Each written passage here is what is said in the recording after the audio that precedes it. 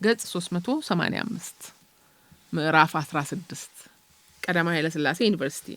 ስለ ኮሌጅ ትምህርት ቅንጥብጣቢ መረጃዎች በማግኘት አንዳንድ ነገሮች ማወቅ የጀመርኩት ገና ወደ ሰበታ መርሐ ውራን ከመዛወራችን በፊት በካዛንቺስ ቆይታችን ጊዜ ነበር። ይኸውም የቀዳማዊ ኃይለ ሥላሴ ዩኒቨርሲቲ ጥንስስ ሊባል በሚችለው ጊዜ ከአዲስ አበባ ዩኒቨርሲቲ ለተግባር ልምምድ ይመጡ የነበሩ ተማሪዎች በመኖራቸው ነበር። በእርግጥ እንዲያው እዚህ ይማራሉ የሚል ወሬ በመስማታችን እንጂ እነዛ ተማሪዎች ባነጋገራቸውም ሆነ በአጠቃላይ ስነ ስርዓታቸው ትምህርታቸውን ጨርሰው ስራ ላይ የተሰማሩ ሙሉ ሰዎች ነበር የሚመስሉት። ለዚህም ሳይሆን አይቀርም ከልጅነቴ ጀምሮ ኮሌጅ ሲባል ያለ ሐሳብና ያለ ጭንቀት በደስታ የሚኖርበት፣ እነርሱ የሚሉት ብቻ የሚሰማበት፣ እነርሱ የሚያዙት ብቻ የሚፈጸምበት ይመስለኝ የነበረው። በነገራችን ላይ የአዲስ አበባ ዩኒቨርሲቲ ኮሌጅ የተከፈተው ፋሺስት ኢጣሊያ ተሸንፎ ከሀገር ከተባረረ ከ10 ዓመት በኋላም ማለትም አባቴ እንደነገሩኝ እኔ በተወለድኩበት በ1943 ዓመተ ምህረት ነው። በሀገሪቱ የነበሩትን ሌሎቹንም ኮሌጆች አጠቃሎ የቀዳማዊ ኃይለ ሥላሴ ዩኒቨርሲቲ እንዲቋቋምና ዋና መስሪያ ቤቱም 6 ኪሎ በቀድሞው የገነተ ልዑል ቤተ መንግስት እንዲሆን የተወሰነው ደግሞ ከ10 ዓመት በኋላ በከሸፈው የነ ጀነራል መንግስቱ ነዋይ መፈንቅለ መንግስት ማግስት ነበር። በዚያን ጊዜ ማንኛውም የሬዲዮ ፕሮግራም አያመልጠኝ ስለነበር መነሻ ምክንያቶቻቸውንና መድረሻ ውጤቶቻቸውን ጠለቅ ባለ ሁኔታ ማጤን ባልችልም ወሬውን ግን በንቃት ነበር የምከታተለው።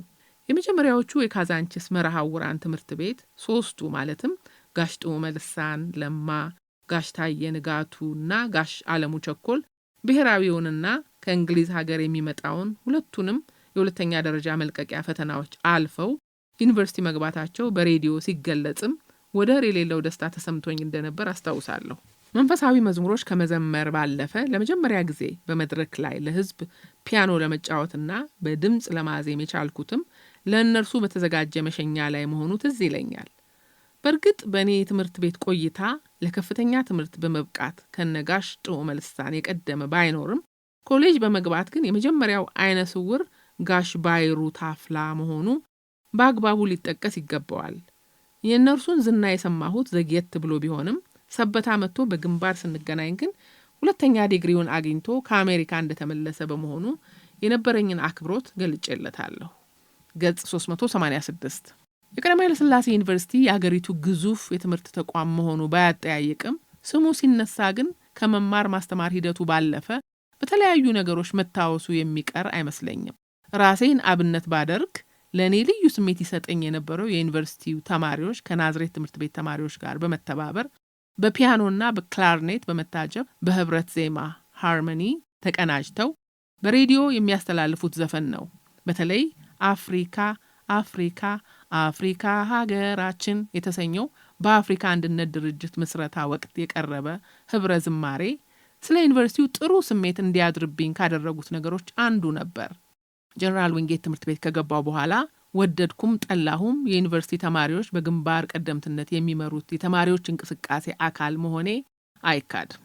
ይህም ዩኒቨርሲቲ ማለት ከራስ አልፎ ስለ አገርና ዓለም አቀፍ ጉዳዮች የሚተነተንበትና አቋም የሚያዝበት የትግል አውድማ መሆኑን ጠቁሞኛል። እንግዲህ ከላይ በጠቀስኳቸው ሁኔታዎችና አጋጣሚዎች በመታገዝ ነበር የአስተሳሰብ አድማሴን በማስፋት ወደ ዩኒቨርሲቲው ያቀናሁት። የመጀመሪያ ዓመት የዩኒቨርሲቲ ትምህርቴን ስጀምር በዋናው ግቢና በመንፈሳዊ ኮሌጅ የነበርነው የአይነ ስውራን ተማሪዎች ቁጥር 13 ብቻ ነበር። ከነዚህ ውስጥ ከሰበታ መርሐ ውራን ጀምራ አብረን የተማረችውና የሁለተኛ ደረጃ ማጠቃለያ ፈተናውን ያለፈችው ደሲቱ ፈይሳ አንዷ ነበረች። የቀዳማዊ ኃይለ ሥላሴ ዩኒቨርሲቲን ስቀላቀል ራሴን እንደ እድለኛ እንድቆጥር ያስቻሉኝ ብዙ ምክንያቶች ቢኖሩም ትልቁ ግን የዋናው ግቢ የመኖሪያና መማሪያ ክፍሎች ሙሉ አገልግሎት መስጠት መጀመራቸው ሳይሆን አይቀርም። ይህም ማለት ከኔ በፊት የነበሩ ተማሪዎች ከ4 ኪሎ ወደ 6 ኪሎ እየተመላለሱ ትምህርት ሲከታተሉ መቆየታቸውን የሚያስታውስ ነው። በቀደሙት ዓመታት በጀነራል ዊንጌትም ሆነ ከዚያ ውጪ አውቶቡስም ሆነ ታክሲ ስጠብቅ ወርጄም የፈለግኩበት ቦታ እስክደርስ ይረዱኝ የነበሩ ለቁጥር የሚያዳግቱ ፈቃደኛ ግለሰቦች እንደነበሩ አውስቻለሁ።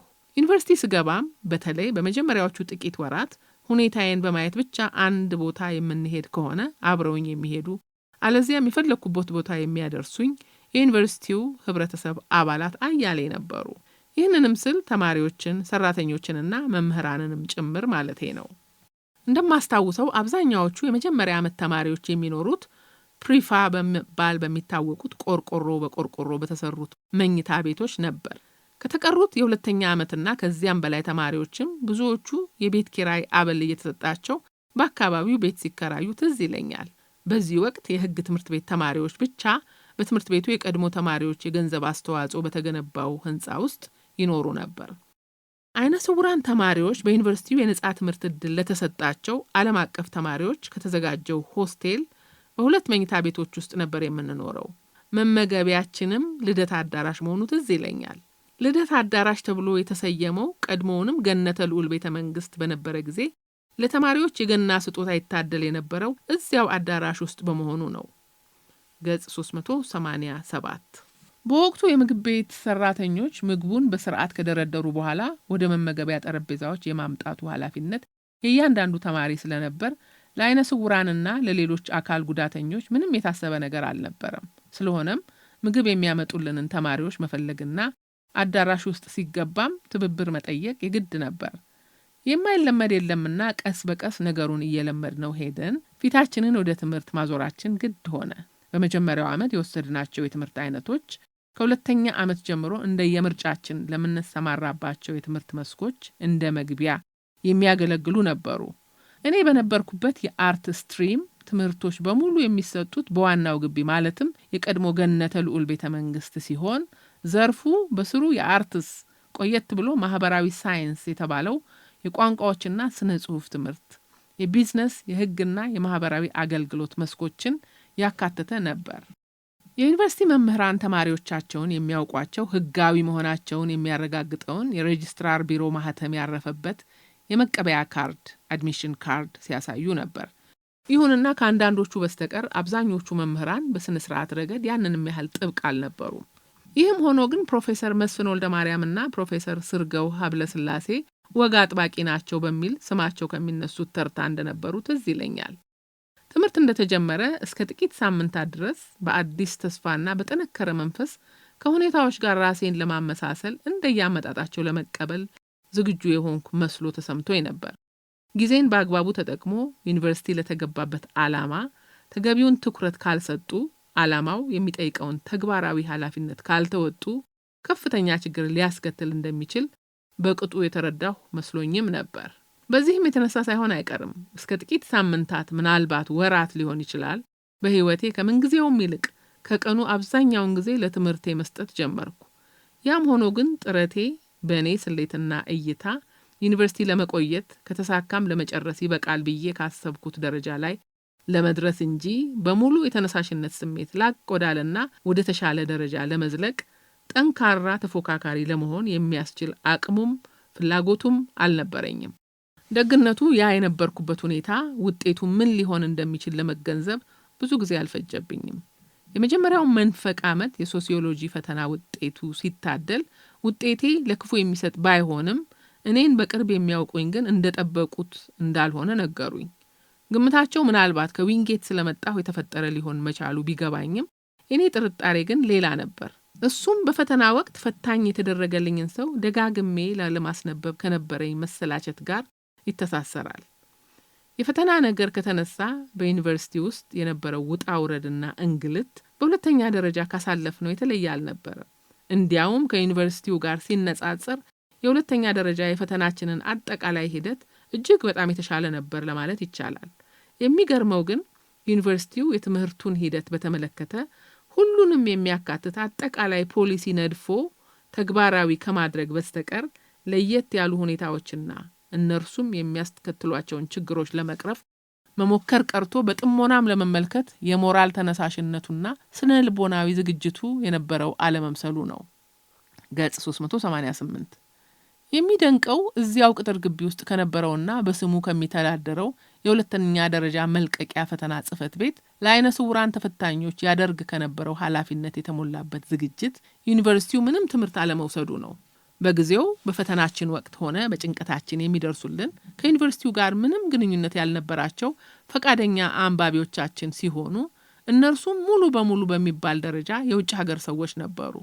ከነዚህም አብዛኞቹ ሴቶችና የተለያዩ ሀገሮች የዲፕሎማቲክ ልዑካን አባላት መሆናቸው ትዝ ይለኛል። ፈቃደኞችን የማስተባበሩም ስራ ቢሆን በዩኒቨርሲቲው ሳይሆን ሚስስ ዳይመንድ በተባሉ የአንድ የዩኒቨርሲቲ መምህር ባለቤት ነበር የሚካሄደው። እኔ በግል ያጋጠመኝ ነገር ባይኖርም ከኔ በፊት የዩኒቨርሲቲ ከነበሩ አይነ ስውራን እንደሰማሁት የተወሰኑ አይናማ ተማሪዎች በፈቃደኛ አንባቢዎች ላይ ምላስ እስከ ማውጣት የሚደርስ የማንጓጠጥ ድርጊት ይፈጽሙ ነበር።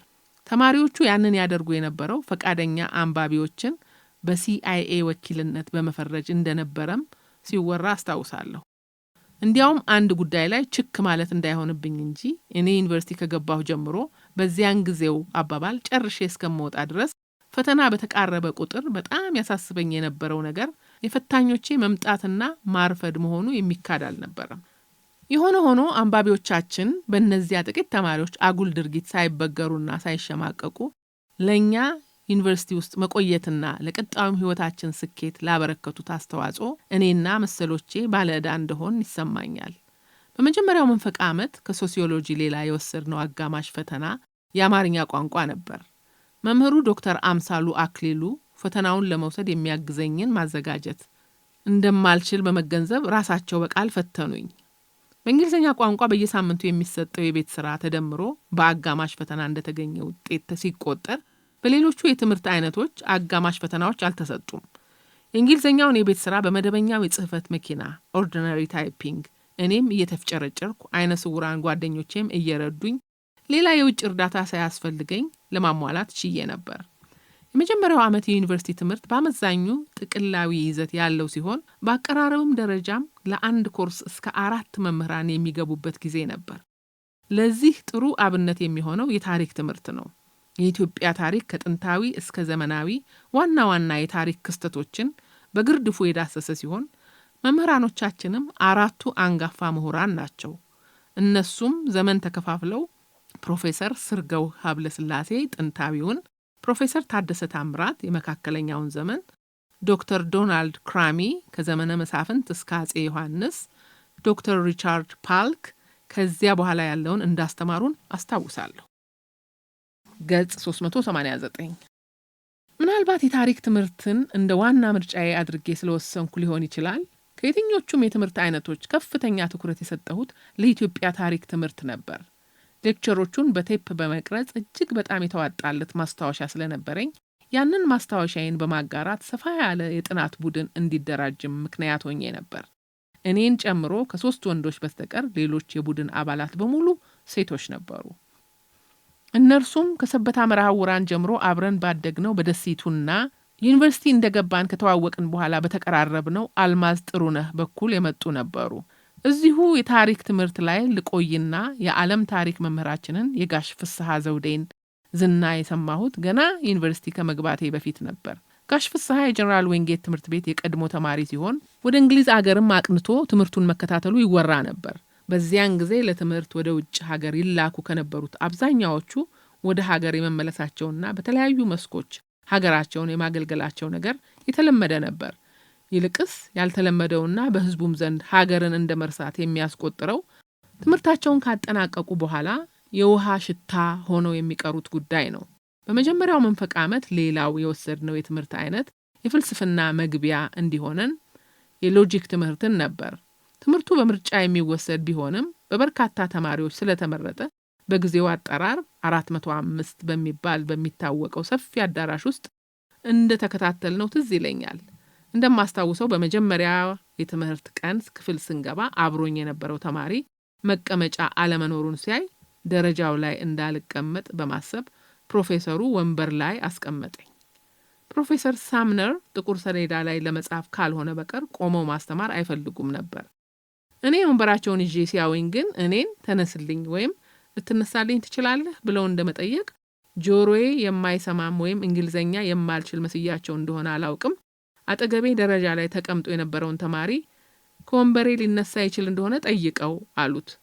እኔም በጣም በመናደድ በውስጤ አይኔ ቢጠፋ ጆሮ የደነቀረ መስሏቸው ይሆን ወይስ እንግሊዘኛ የማልችል እያልኩ በማሰላሰል የእርሳቸውን ጥያቄ ያልሰማሁ በመምሰል ለልጁ አልችልም በለው ብዬ በአማርኛ ነገርኩት። ልጁ ፕሮፌሰሩን ምን እንዳላቸው ባላውቅም ቆመው ክፍለ ጊዜውን ለማጠናቀቅ በመወሰን በኔም ላይ ጥርስ ሳይነክሱብኝ በሰላም ተለያየን። ከዛ በኋላ መቀመጫ ጠፍቶ ደረጃው ላይ ለመቀመጥ ሲዳዳኝ ሁልጊዜም ከመቀመጫው ተነስቶ የሚያስቀምጠኝ ተማሪ አላጣም ነበር። ይህ በእንዲህ እንዳለ ግን እኛም ዩኒቨርሲቲ ገብተን አብረናቸው መማራችን የማይዋጥላቸው ተማሪዎች መኖራቸውን መዘንጋት የሚያስፈልግ አይመስለኝም። እንደማስታውሰው የመጀመሪያው መንፈቅ ዓመት የማጠቃለያ ፈተና በተለይ የፍርሃት ስሜት ነበር የሚታየው።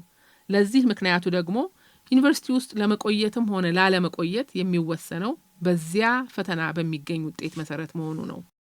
ስለዚህም ፈተናው የሚሰጠው በገና ሰሞን ስለነበር ውጤት ባለማግኘት መሰናበቱ ክሪስማስ ግራጁዌሽን በሚል ኩሸት ይገለጽ ነበር።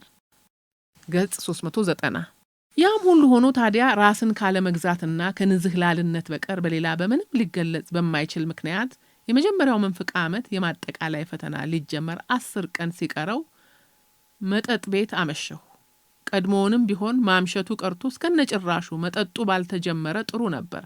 መቼስ ምን ይደረግ ተብሎ ከሆነ ደግሞ መጠጡ በልክ አመሻሸቱም ስርዓት ቢኖረው አንዳንዴ በዋልድባም ይዘፈናል ተብሎ በታለፈ ነበር። በዚያ ምሽት ከጓደኛዬ ጋር የባጤ ቆጡን እያወራን በጨዋ ደንብ ረጋ ብለን መጠጣት ከጀመርን በኋላ መለኪያ በመለኪያ ላይ ሲደራረብ ሞቅ ጋል ማለት ሲጀመር ይቀዱልን የነበሩትን የቤቱ ባለቤት ስም ጠይቄ ወይዘሮ አየለች ደምሴ መሆናቸውን ነገሩኝ። ይህ ራሱ እንግዲህ ከዚያ በፊት አድርጌው የማላውቀው ነገር ነበር። እንደው ሰይጣን አሳስቶኝ በሚለው ሰንካላ ሰበብ ካልታሳበበ በቀር መጠጥ ቤት አብሬው ከመጣሁት ጓደኛዬ ጋር ካልሆነ ከማንም ጋር መነጋገር ደስ አይለኝም ነበር። በዚያን ዕለት ግን ዋጋው በመለኪያ 0.10 ሳንቲም ብቻ የነበረውን የአበሻ አረቄ ካቲካላ ልፌ የወይዘሮ አየለችን ስም ከጠየቅኩና እርሳቸውም ከነገሩኝ በኋላ ማንም ሳይጠይቀኝ የኔን የራሴን የህይወት ታሪክን መዘብዘብ ጀመርኩ። በሚያስቀውም በማያስቀውም ተራ ነገር ሁሉ ከጣሪያ በላይ መሳቅ ሲጀምር ወይዘሮዋም መጣቻ ጨዋታ ሲሉ ጭራሽ ባሰብኝ። ከዚያ በኋላ እንዴትና በምን ምክንያት እንደሆነ ሳላውቅ የ5 ዓመት ልጅ ሳለሁ የሞተችው እናቴ ድንገት ትዝ አለችኝ።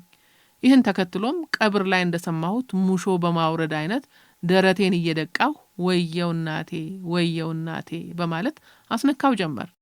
በመጀመሪያ እዚያ ለነበሩት ለኔም ለራሴ ለቀልድ ያደረኩት መስሎኝ ነበር።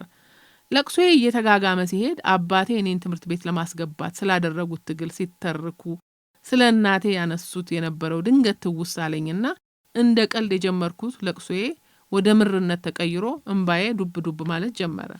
በስንት መከራ ለቅሶዬ ተግ ሲል ጓደኛዬ በማባበል በሰዓት እላፊም በማሳበብ እንደምንም ብሎ ገፋፍቶኝ ወደ ግቢ ወሰደኝ። ነገር ግን የማደሪያ ክፍሌ ከገባሁ በኋላ ከበፊቱም በባሰ መልኩ ደረቴን እየደቃሁ ቀብር ላይ የሰማኋቸውን ሙሾዎች ማውረድ ጀመርኩ። ዋ ምነው እናቴ ሳልጦርሽ ሳልደግፍሽ ባጭሩ ተቀጭሽ፣ ምነው እናቴ ምን አደረግኩሽ፣ ምን ነበር ትንሽ ብትታገሽኝ እያልኩ በህይወት የነበሩትን ቤተሰቦቼን ለመርዳትና ለመደገፍ ምንም ትርጉም ያለው ነገር ያላደረኩት ሰውዬ ከ17 ዓመት በፊት ለሞተችው እናቴ እየየውን ተያያዝኩት። ይህን ተከትሎም አንዳንድ ተማሪዎች የሆስቴሉን ኃላፊ ጨምሮ ተደናግጠው ሲመጡ አይ ከመሸ መርዶ ሰምቶ ነው ሲሏቸው፣ አንዳንዶቹ ነገሩ እውነት የመሰላቸው ፈተና ሊደርስ ጥቂት ቀን ሲቀረው ባትነግሩት ጥሩ ነበር በማለት እያዘኑ ወደ የመኝታ ቤቶቻቸው ተመለሱ። መቼም እንዳይነጋ የለምና ሌሊቱ ነግቶ ፊቴን ስታጠብ የሆስቴላችን ኃላፊ የማታው ነገር ገብቶት ኖሮ ማታ እንዴት ነበር ባክህ ቢለኝ ሊዘባበትብኝ ሲሞክር ከመሸ መርዶ ሰምቼ ነው ብዬ ግግም ከማለት በቀር ሌላ ምርጫ አልነበረኝም። በመጠጥ ዙሪያ ጥሩም ሆነ መጥፎ ገጠመኞቼ የትየሌሌ ቢሆኑም ከእንግዲህ ያለው መንገታገት ፋይዳው ያንንም ያህል በመሆኑ ለክፉም ለደጉም እዚሁ ላይ መቋጨቱ ይሻላል። እውቁ ደራሲ በተወዳጁ የፍቅር እስከ መቃብር መጽሐፋቸው ስለ ህዳር ጊዮርጊሱ የፊታውራሪ መሸሻና የፊታውራሪ አሰጌ ፍልሚያ ሲተርኩ አንዳንዶቹ የተቻላቸውን ያህል እንዲዘገይ፣ ሌሎቹ ጊዜው ቶሎ ደርሶ የሚሆነውን እንዲሆን፣ የተቀሩት ደግሞ ህዳር ጊዮርጊስ ብሎ ነገር ጨርሶ ባይመጣ ሲመኙ ህዳር ጊዮርጊስ ጊዜው ደርሶ በዚያው በራሱ ቀን መድረሱን እንዳሰመሩበት የመጀመሪያው መንፈቅ ዓመት ማጠቃለያ ፈተና የተወሰኑት ጊዜው ትንሽ ፈቀቅ እንዲል፣ ሌሎች እንዲያው ከተወሰኑ ጊዜ በፊት እንዲሰጠን ሲመኙ፣ የተቀረው ደግሞ እኔን ጨምሮ ፈጠነ ዘገየ ከልኮ አያልፍም እያልን ስናውጠነጥን የፈተናው ቀን በዚያው በአመቱ መጀመሪያ በታቀደለት የጊዜ ሰሌዳ በቅደም ተከተል ተካሄደ። ገጽ 391 በፈተናው ወቅት አይነ ስውራንን ስለነበሩብን ችግሮች ቀደም ሲል የጠቀስኩት ቢሆንም በዚያ ወቅት ጓደኛዬ እጅጉ ገብረስላሴ ከጎኔ ስለነበር ምንም ችግር አላጋጠመኝም።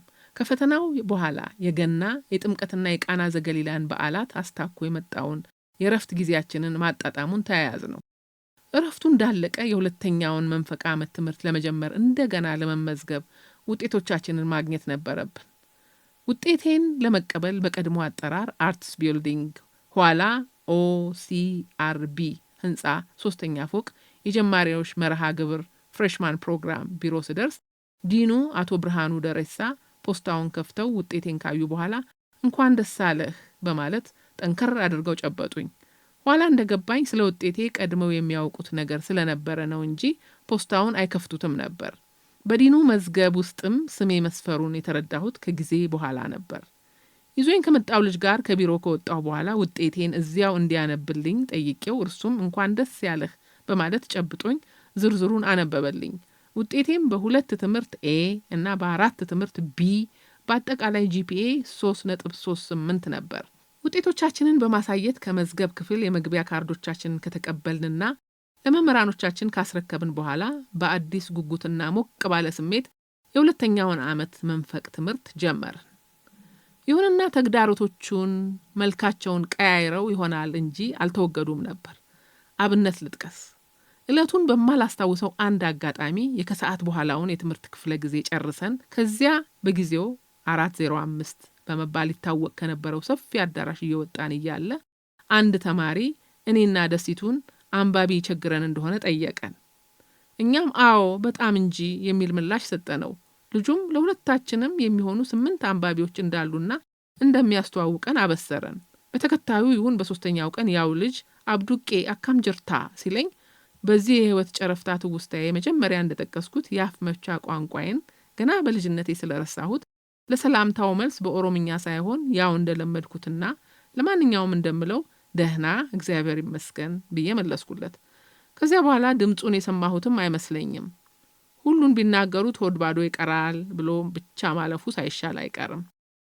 በሁለተኛው መንፈቅ ዓመት ላቅ ወዳለ ደረጃ ለመሸጋገር ያግዛሉ ተብለው ከታመነባቸው የአማርኛና የእንግሊዝኛ ቋንቋ ትምህርቶች በተጨማሪ በሎጂክ ምትክ ሳይኮሎጂ፣ በኢትዮጵያ ታሪክ ምትክ የኢትዮጵያ ጂኦግራፊ፣ በዓለም ታሪክና በሶሲዮሎጂ ምትክ ኢኮኖሚክስና ሳይንስ ተተኩ።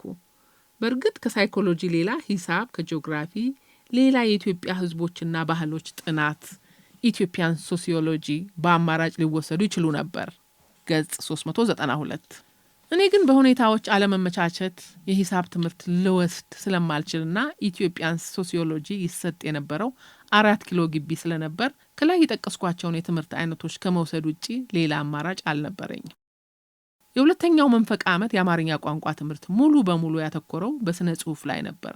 ከተመረጡት 3 ልቦለዶች ዋናው የውቁ ደራሲ የአቶ አዲስ አለማየሁ ፍቅር እስከ መቃብር ሲሆን ሌሎቹ 2ቱ የደራሲ በዓሉ ግርማ ከአድማስ ባሻገርና በብዕር ስሙ እናኑ አጎናፍር የተጻፈው ሴተኛ ዳሪ ነበሩ። ፍቅር እስከ መቃብር የተመረጠው በጊዜው በዩኒቨርሲቲ አካባቢ ጎላ ብሎ ይታይ የነበረውን የፖለቲካ ትኩሳት ከግምት ውስጥ በማስገባት ሲሆን ሌሎቹ 2ቱ የተለያዩ የአጻጻፍ ዘዴዎችን ለማሳያ ይጠቅማሉ በሚል የተመረጡ ይመስለኛል። እኔ ዊንጌት 11ኛ ክፍል በነበርኩበት ወቅት ከእጅጉ ጋር ካነበብኩት ከአድማስ ባሻገር በቀር ሌሎቹን ስላላነበብኳቸውና ለማንበብ ብፈልግም እድሉ ስላልነበረኝ እስከ ተወሰነ ጊዜ ድረስ መምህሩ አቶ አረጋ ገብረ ሚካኤል ያደርጉት በነበረው የመንደርደሪያ ገለጻና ከገለጻው በኋላ ይካሄድ በነበረው ውይይት ብቻ ነበር ትምህርቱን የምከታተለው።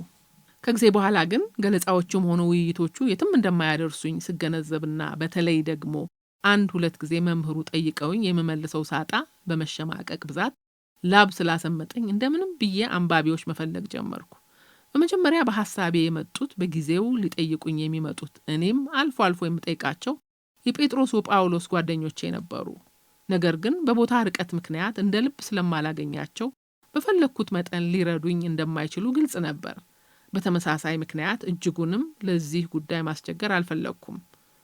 ዊንጌት እንደነበርኩበት ጊዜ አዘውትሬም ባይሆን ዩኒቨርሲቲም ከገባው በኋላ ባመቺ ጊዜ ሁሉ ባለ ደብዳቤቱን ባለ ሽቶዋንና ሌሎቹንም አይነ ስውራን ሴቶች ለመጠየቅ ቀጨኔ ህፃናት ማሳደጊያ መላለስ ነበር። ከዊንጌት ብቻዬን በአውቶቡስ ሄድ በነበረበት ወቅት እኔው ራሴ ነበር ፕሮግራሜን የማስተካክለው። ዩኒቨርሲቲው ለህፃናት ማሳደጊያው ቅርብ እንደመሆኑ ጉዞ በእግር ስለነበርና የሚወስደኝ ማግኘት ስለነበረብኝ በፈለኩበት ጊዜ ሄጄ የፈለኩትን ያህል መቆየቱ ቀላል ባይሆንም የተለያዩ ዘዴዎችን በመጠቀም መመላለሴ ግን አልቀረም። ታዲያ በዚህ ወቅት ነበር አማርኛ የሚያነቡልኝ በማጣት ስላጋጠመኝ ችግር ለባለ ደብዳቤይቱ የነገርኳት። እርሷም የመፍትሄ ሐሳብ ለማምጣት ምንም ያህል ጊዜ አልፈጀባትም። እቴጌ መነን ትምህርት ቤት ከክፍል ጓደኞቿ በይበልጥ ከሚቀርቧት ጋር ተነጋግራ ከትምህርት በኋላ ዩኒቨርሲቲ እየመጡ ማንበቡን ተያያዝ ነው። ሴተኛ ዳሪ ሙሉ በሙሉ ያነበብኩት በዚያ ሁኔታ ነበር። ከአጋማሽ ፈተናው በፊት በአማርኛ ቋንቋ ትምህርት አንድ የቡድን የቤት ስራ ተሰጠን። እርስ በርሳቸው እየተመራረጡ እኔን ማን ሊያስታውሰኝ ይችላል ብዬ በመስጋት ቡድን ላገኝ ስላልቻልኩ በግል የቤት ስራውን ለመስራት እንዲፈቀድልኝ መምህሩን ልጠይቅ አልጠይቅ እያልኩ ሳመነታ አልማዝ ጓደኞቿን አሳምና እርሷው የነበረችበት ቡድን ውስጥ አስገብታ ገላገለችኝ። ገጽ 393 የቤት ስራውን ስለምን ይሁን እንዴት እንደተሰራ ምንም ነገር ሳላውቅ ስሜ እዚያ ቡድን ውስጥ ስለገባ አንዳችም ተሳትፎ ባላደረኩበት ስራ ለቡድኑ የተሰጠውን ውጤት በጋራ ተቋድሼ ከጭንቀት አረፍ። የእንግሊዝኛ ቋንቋ ትምህርታችን ዋና ትኩረቱን ልክ እንደ መጀመሪያው መንፈቃ ዓመት አንብቦ መረዳትና የተረዱትን ለማንም በሚገባ ቋንቋና ለደረጃም በሚመጥን መልኩ በጽሁፍ ማቅረብ ነበር። ልዩነቱ ካጫጭር ወደ ረጃጅም ጽሁፎች አለፍ ሲልም ዘለግ ወዳሉ መጣጥፎች መሸጋገራችን ነው። የመጣጥፎቹ አንኳር ነጥቦች ላይም ሞቅ ያሉ ውይይቶች ማድረግም አንዱ የትምህርቱ አካል ነበር። ረዘም ላለ ጊዜ ከተወያየንባቸው መጣጥፎች አንዱ በቀድሞ የታንዛኒያ ፕሬዚዳንት ጁሊየስ ኔሬሬ የተጻፈው ኤዱኬሽን ፎር ሰልፍ ሪላያንስ እንደነበር ትዝ ይለኛል። መምህርቷ ሚስ ፑንጃ ተወልደው ስላደጉበት ይሁን በስራ ምክንያት እርግጠኛ አይደለሁም ስለ ታንዛኒያ ታሪክ፣ ባህልና የማህበረሰብ አደረጃጀት ሰፋ ያለ እውቀት ስለነበራቸው ውይይታችን በጣም ፍሬያማ ነበር።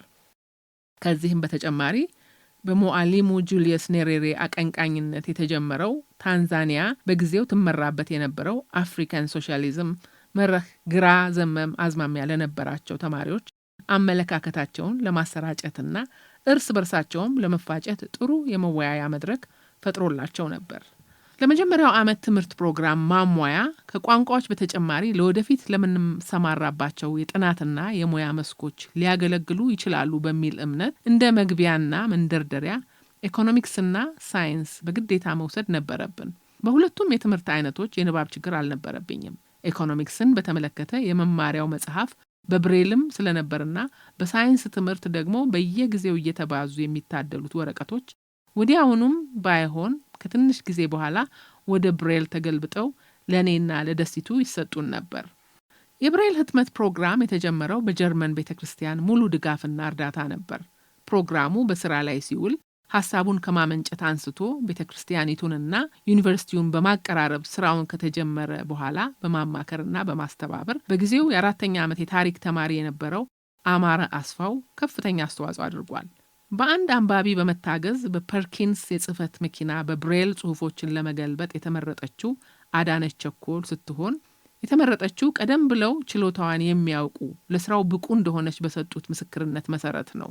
አዳነች በወቅቱ የ2ኛ ደረጃ ትምህርቷን አጠናቃ በመምህራን ትምህርት ኮሌጅ ትምህርቷን ለመቀጠል በዝግጅት ላይ ነበረች። ፕሮግራሙ የተጀመረው የመጀመሪያው መንፈቃ ዓመት ሊያበቃ አካባቢ ሲሆን በአብዛኛው ለኛ ለመጀመሪያ ዓመት ተማሪዎች ለእንግሊዝኛ ቋንቋ ማስተማሪያ ለምንባብ የምንጠቀምባቸው አጫጭር ጽሁፎች በብሬል እንዲደርሱን በማድረግ ነበር። በየቀኑ ጠዋት ብቻ ይሰጥ የነበረው ጽሁፎቹን ወደ ብሬል የመገልበጥ አገልግሎት የኛ የአገልግሎቱ ተጠቃሚዎች ጥያቄ በመበርከቱና አስፈላጊነቱም ስለታመነበት በአጭር ጊዜ ወደ ሙሉ ቀን ተሸጋግሮ ከአጫጭር የምንባብ ጽሁፎችና መጣጥፎች አልፎ በመምህራን ጥያቄ ጭምር የመማሪያ መጽሐፍትን እስከ ማዘጋጀት ተደረሰ።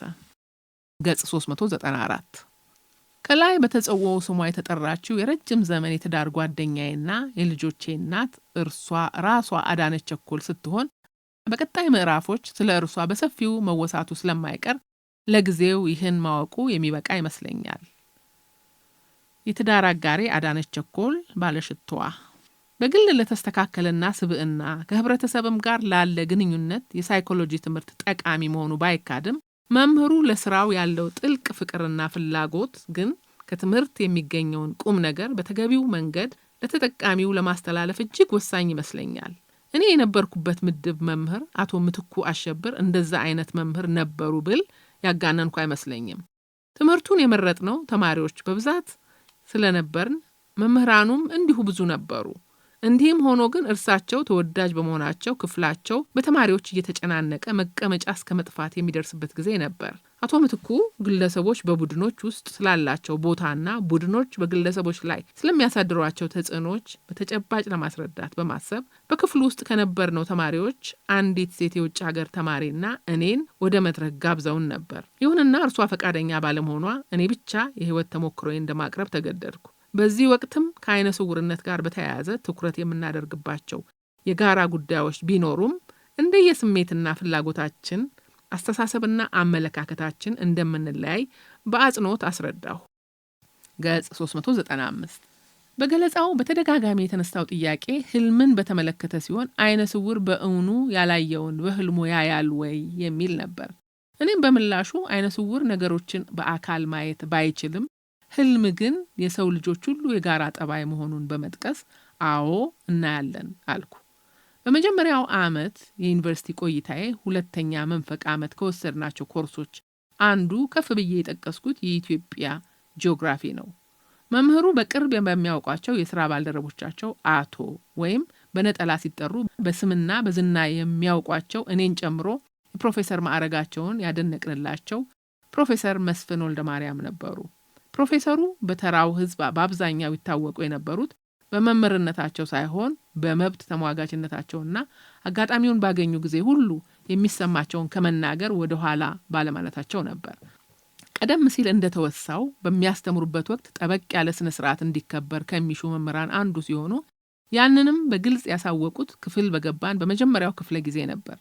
በክፍለ ጊዜው የመጀመሪያዎቹ 10 ወይም 15 ደቂቃዎች ያንኑ የስነ ስርዓት ጉዳዮች አስረግጠው መናገራቸው በዝና ከሚታወቁበት የመብት ተሟጋችነታቸው ጋር ያልሄደላቸው ተማሪዎች ከፕሮፌሰሩ በተቃራኒ ወርቃማ ዕድል ይሆንልናል ብለው የገመቱትን አጋጣሚ ለማግኘትና አጋጣሚውንም ለመጠቀም ጊዜ አልፈጀባቸውም። የኢትዮጵያ ጂኦግራፊ ትምህርት የመማሪያ መጽሐፍ ኢንትሮዳክሽን ቱ ኢትዮጵያን ጂኦግራፊ የተዘጋጀው በራሳቸው በፕሮፌሰር መስፍን ወልደማርያም ነበር። ታዲያ በዚህ ወቅት ፕሮፌሰር መስፍን መጽሐፋቸው ላይ የተነሱ ጉዳዮችን እየጠቃቀሱ ስለ ኢትዮጵያ መልክዓ ምድር ዘለግ ያለ ገለጻ በማድረግ የአገሪቱን ጂኦፖለቲካዊ ጉዳይ ለመነካካት መሞከራቸው ትዝ ይለኛል። ይህም ነበር በተን ብለው የተቀመጡ ተማሪዎች በጥያቄ ሰበብ ትምህርት እንዲያቋርጡ እድል የሰጠው። ፕሮፌሰሩም ከዚያ በፊት ተመሳሳይ ተቃውሞ ገጥሟቸውም ይሁን ማብራሪያቸው ወዴት ሊያመራ እንደሚችል ቀድመው ገምተው ነበር መሰለኝ ተቃውሞ ሲበረታባቸው ያዘጋጁትን መጽሐፍ እንድናነበው አዘው ከክፍል ወጡ። እኛ ማለትም እኔና ደሲቱ ትምህርቱን እንከታተል በነበረበት በሁለተኛው መንፈቅ ዓመት የፕሮፌሰሩ መጽሐፍ ወደ ብሬል በመገልበጥ ላይ ስለነበር በቂ ማስታወሻ ለመውሰድ እንዲመቸን ትምህርታቸውን በቴፕ ነበር የምንቀርጸው። ትምህርቱ ሲጀመር ድምጽ ማጉያውን ተቀብለው ምቹ ቦታ አስቀምጠው ሲጨርሱ ደግሞ ቀስ ብለው በእጄ የሚሰጡበት ሁኔታ ላቅ ያለ የሰብአዊነታቸው መገለጫ አድርጌ በመውሰድ በጣም ያስገርመኝ ነበር። መምህራን አጋማሽ ፈተናዎች የመስጠት ግዴታ አልነበረባቸውም። በመሆኑም አንዳንድ መምህራን እንደ አጋማሽ ፈተና ሊቆጠር የሚችል የቤት ስራ መስጠቱን ይመርጡ ነበር። ፕሮፌሰር መስፍንም ያንኑ መርጠው የቤት ስራችንን በቀጥታ ለእርሳቸው ሳይሆን ለጀማሪዎች መርሃ ግብር ፍሬሽማን ፕሮግራም ቢሮ እንድናስረክብ ነገሩን።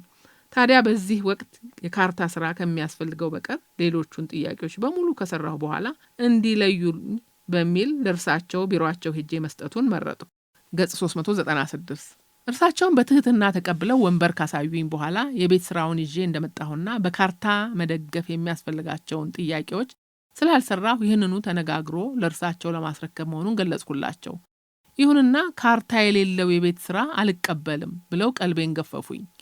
ነገሩን ባጭሩ ለመቁረጥ መፈለጋቸው የገባኝ ቢሆንም ካርታ የሌለው የቤት ስራ ያልተሟላ መሆኑ አጥቸው ሳይሆን በሰው ማሰራት አግባብ ስላልመሰለኝ መሆኑን ረጋ ብዬ በማስረዳት ትንሽ ፈርጠም አልኩ። ፕሮፌሰር መስፍን ካርታውን አለመስራቴ ትክክል መሆኑ አምነው በካርታው ሊተላለፍ የተፈለገው ሐሳብም በቀላሉ ሊገባኝ እንደሚችል እምነታቸው መሆኑን ገልጸው መጀመሪያ ነገር ችግር የማይፈጥሩ ትምህርቶች እያሉ እንደዚህ ችግር ውስጥ የሚከተውን የጂኦግራፊ ትምህርት ለምን እንደመረጥኩ ጠየቁኝ። እኔም ከሶስቱ የኢትዮጵያ ጥናት የትምህርት አይነቶች አንደኛውን በመጀመሪያው መንፈቅ ዓመት እንደወሰድኩ የተቀረው ደግሞ በዋናው ግቢ 6 ኪሎ እንደማይሰጥ አብራራሁላቸው። በምልልሱ ትንሽ ተናድጄም ጂኦግራፊ ወደፊት የማልዘልቅበት ትምህርት ስለሆነ ካገኘሁ ይበቃኛል ብዬ አፈረጥኩት። ለእርሱስ ምን ዋስትና አለህ በማለት ሳቅ ብለው ነገሮች እንዳሰብናቸው ላይሆኑ እንደሚችሉ ጠቆም አደረጉኝ።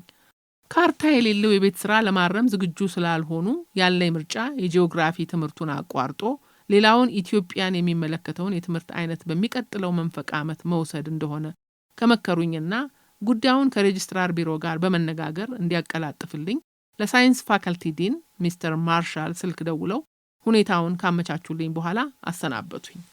በነገሩ በጣም ተበሳጨሁ፣ ልቤም ወረደ።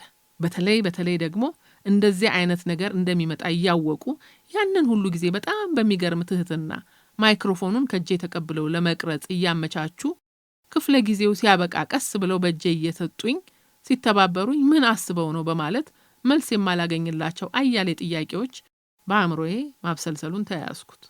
በመጀመሪያ በቁጭትና በእልፍ ከራሴ ጋር ስነጋገር ፕሮፌሰሩን ብከሳቸውስ አልኩኝና ትንሽ ሰከን ብዬ ሳስበው ደግሞ ቢፈረድልኝም እንኳን በልስቲ ምን ይደረግ ተፈርዶልሃልና ቀጥል ብለውኝ ሆን ብለው ለመበቀል ኤፍን ቢያከናንቡኝስ በማለት ከተራራ ጋር የመጋፈጡን ሐሳብ ተውኩት።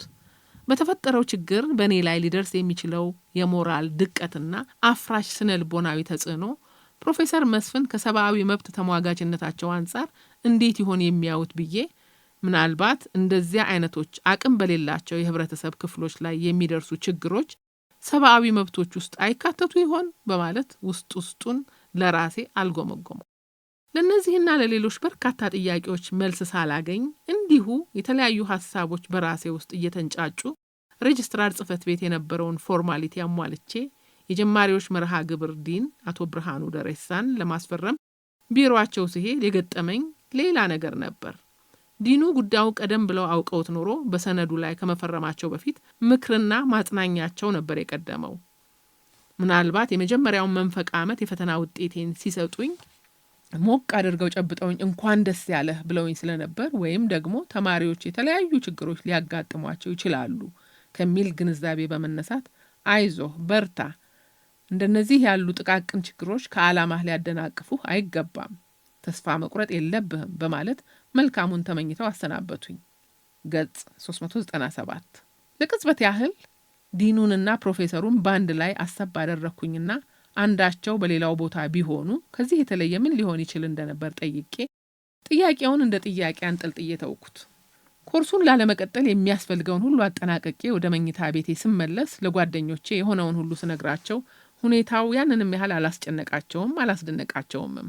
አንዳንዶቹ ሌሎች መምህራን አስተምረዋቸው እንደዚያ አይነት ሁኔታ እንዳላጋጠማቸው ሲነግሩኝ፣ ሌሎቹ ደግሞ ልክ ፕሮፌሰር መስፍን ለኔ እንደነገሩኝ ችግር የማይፈጥሩባቸውን ሌሎቹን የኢትዮጵያ ጥናት የትምህርት አይነቶች መርጠው መገላገላቸውን አስረዱኝ። ባለቅኔ ሎሬት ጸጋዬ ገብረመድኅን በእሳት ወይ አበባ የግጥም መድብላቸው ወንድ ብቻውን ሲሆን ነው የሚያለቅሰው እንዲሉ የኔም ብሶት ጓዙን ጠቅሎ የመጣብኝ ከተኛሁ በኋላ ነበር። ይህንንም ያንንም ስጥል ሳነሳ ከቆየሁ በኋላ ማንም አይሰማኝም ብዬ በማመን ፈንቀል ተግ እያለ ተናነቀኝ በነበረው እንባና ሳግ በመታገዝ ከአንድም ሁለት ጊዜ ስቅስቅ ብዬ አለቀስኩ። ለቅሶዬ የቁጭትም የምሬትም አልነበረም፣ ፕሮፌሰሩን የመቀየምም አልነበረም። ይልቁንስ የስጋት የተስፋ መቁረጥና ሕይወቴን በሙሉ እንደ ጥላ ሲከተለኝ የነበረው በራስ ያለመተማመን መንፈስ አዚም እንጂ። አመቱ እንደተጀመረ ያው እንደተለመደው ዩኒቨርሲቲ ውስጥ ችግር ተፈጥሮ የትምህርት ፕሮግራም ይቋረጥ ይሆን የሚል ስጋት ነበረብኝ።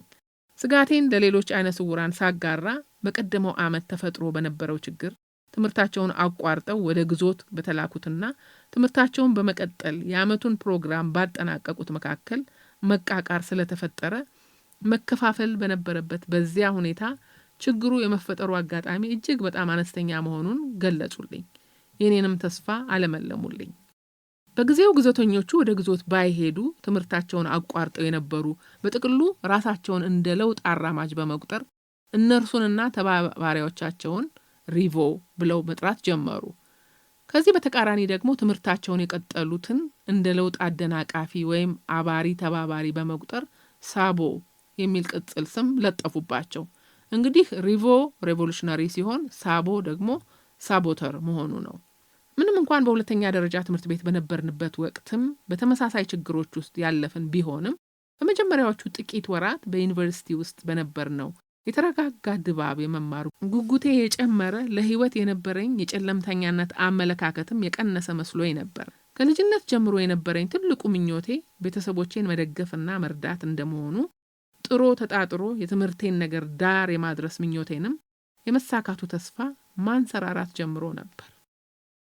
ገጽ 398 በህዳር መጨረሻ በድንገት የተሰማው አስደንጋጭ ዜና ግን ያንን ሁሉ ምኞትና ተስፋ ፍርክስክሱን ያወጣና ገደል የከተተ መስሎ ታየኝ።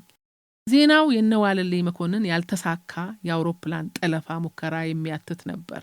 የኢትዮጵያ ሬዲዮ አስደንጋጭና ድንገተኛ የሀገር ውስጥና ዓለም አቀፍ ዜናዎችን በትኩስነታቸው ከማስተላለፍ ይልቅ በጥንቃቄ በባለስልጣኖች እስኪገመገሙ የማዘግየት የቆየ ልምድ ነበረው።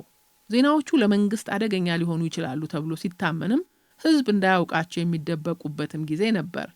እንዲያው ሌላ የሚደረግ ሲጠፋ የተቀየሰ ስልት ሆኖ እንጂ እንደ ቢቢሲ የመሳሰሉ ታዋቂ ዓለም አቀፍ ሬዲዮ ጣቢያዎች ብቻ ሳይሆኑ በአማርኛ ፕሮግራም ያስተላልፉ ከነበሩ እንደ ሬዲዮ ሞቃዲሾ፣ የአፍሪካ ድምጽ፣ ከካይሮ የጀርመን ድምጽ ሬዲዮና ሬዲዮ ሞስኮን የመሳሰሉት እነዚያን አስደንጋጭና ድንገተኛ ዜናዎች በትኩስ የማግኘት እድል ነበር። በህዳር 29 1965 ዓመተ ምህረት የከሸፈውን የአውሮፕላን ጠለፋ ሙከራ ዜና በኢትዮጵያ ሬዲዮ ለማብሰር ዋና የዕለቱ ዜናዎች በአማርኛ ፕሮግራም የሚታወጅበት ይህ ሰዓት እስኪደርስ መጠበቅ አላስፈለገም። በእንግሊዝኛ በሚተላለፈው የ7 ሰዓት ተኩል ዜና ላይ በታዋቂውና ተወዳጁ የጣቢያው እንግሊዝኛ ፕሮግራም ኃላፊ ጋዜጠኛ ልዑል ሰገድ ኩምሳ ተበሰረ። ይህም ጥቂት ግለሰቦች የኢትዮጵያ አየር መንገድ አውሮፕላንን ለመጥለፍ ያደረጉት ሙከራ እንደከሸፈና ጠላፊዎቹም ለሞትና ለመቁሰል አደጋ እንደተዳረጉ የሚገልጽ ኩራትና እርካታ የሚስተዋልበት ነበር። ይህን ተከትሎም ሙከራው በመክሸፉና በተለይም ደግሞ በኢትዮጵያ የተማሪዎች እንቅስቃሴ ታሪክ የጎላ ተሳትፎ የነበራቸው ለሞትና ለመቁሰል በመዳረጋቸው በዩኒቨርሲቲ ተማሪዎች ዘንድ ከፍተኛ ሐዘንና ቁጣ መቀስቀሱ አልቀረም። እኔም ምንም እንኳን በሁኔታው ባዝንም የተማሪዎቹ ሐዘንና ቁጣ ከፍተኛ ደረጃ ላይ ደርሶ ያንን ማንሰራራት ጀምሮ የነበረውን ተስፋዬን ያኮላሽብኝ ይሆን ብዬ መጠነኛ ስጋት አድሮብኝ ነበር። ሐዘኑም ሆነ ቁጣው እንደፈራሁት የትምህርቱን ፕሮግራም ወደ ማደናቀፍ ደረጃ አልተሸጋገረም። አንድ ቅዳሜ ከሰዓት በኋላ የኢትዮጵያ ሬዲዮ በዜና እወጃው ከቤተ መንግስት የተሰጠ መግለጫ ብሎ የልዑል አልጋ ወራሹን በድንገት መታመምና ለሕክምና ወደ ውጭ ሀገር መሄድ ከሌሎች ዜናዎች ባልተለየ አቀራረብና አጽንኦት ይፋ አደረገ። ያ በዘውድ አገዛዙ ስርዓት ላይ በቀጥታም ይሁን በተዘዋዋሪ አንድምታ ሊኖረው ይችል የነበረው ጉዳይ በዩኒቨርሲቲው ማህበረሰብ ዘንድ ምንም አይነት የተለየ ስሜት የፈጠረ አይመስለኝም። ይልቅ እኔ ከልጅነቴ ጀምሮ ሬዲዮ በማዳመጥ ያደግኩ በመሆኑና ጋዜጠኛም ለመሆን ስሜትና ፍላጎት ብቻ ሳይሆን ምኞትም ስለነበረኝ ዜናውን እንደ ቀላል ነገር አድበስብሼ ማለፉ አልሆነልኝም። ምንም እንኳን አልጋ ወራሹ በዕለት ከዕለት የመንግስት ስራ ድርሻና ተሳትፎ ባይኖራቸውም በወሎ መስፍንነታቸው የአካባቢውን ህዝብ ትኩረት መሳብ እንደቻሉ በስፋት ይታወቅ ነበር። አልፎ አልፎም ያደርጓቸው የነበሩት ጉብኝቶችና የመንግስት ከፍተኛ ስብሰባዎች በሬዲዮ ይነገር ነበር። ይህም ሆኖ ግን ልዑሉ በመፈንቅለ መንግስቱ ወቅት የነ መንግስቱ ነዋይን መግለጫ በሬዲዮ በማንበባቸው ህመማቸው እንዴት ታይቶ ይሆን እንድል ማስገደዱ አልቀረም። ገጽ 399 ዜናው በተሰማ በሳምንቱ ይሁን በቀጣዩ ሳምንት ብሬል ኮሌክሽንን መጽሐፍት ሳገለባብጥ ዊንጌት በነበርን ጊዜ በቤተ መጽሐፍት ኃላፊነቱ በጣም ሲረዳንና ሲተባበረን የነበረው ጋሽ ስምዖን ተክለ ሃይማኖት ወደ ዩኒቨርሲቲ ኬኔዲ ላይብረሪ ተዘዋውሮ ነበርና ባልተለመደ ሁኔታ ክፉ ዜና ሊነግረኝ አንድ የውጭ ጋዜጣ ይዞ መጣ።